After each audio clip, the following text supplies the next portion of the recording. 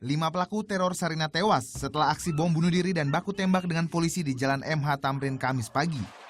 2 warga sipil turut menjadi korban jiwa dalam tragedi tersebut, di mana salah satunya merupakan warga negara Kanada.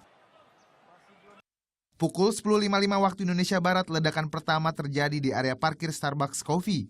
Baku tembak terjadi antara polisi dan teroris di Jalan MH Tamrin hingga masuk ke gedung Jakarta Theater dan Starbucks Coffee.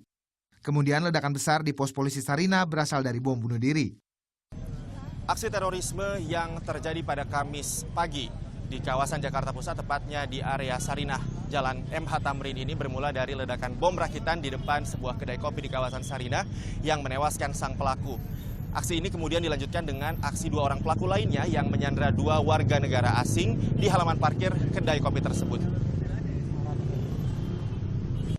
1 warga negara Kanada tewas setelah ditembak pelaku di halaman parkir kedai kopi.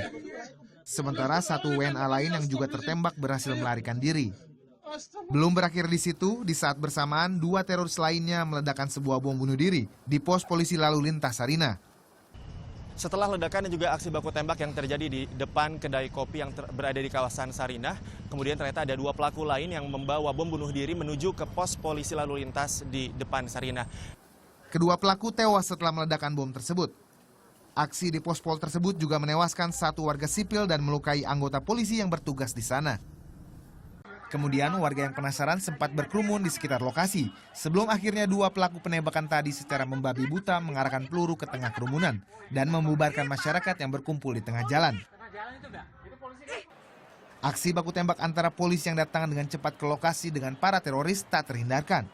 Aksi tersebut akhirnya selesai setelah kedua pelaku berhasil ditembus peluru timah panas dan tewas di tempat.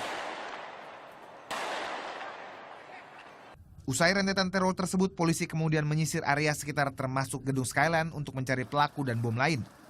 Polisi pun menemukan 6 bom rakitan, di mana 5 diantaranya seukuran kepalan tangan, sementara 1 lainnya berbentuk kaleng biskuit.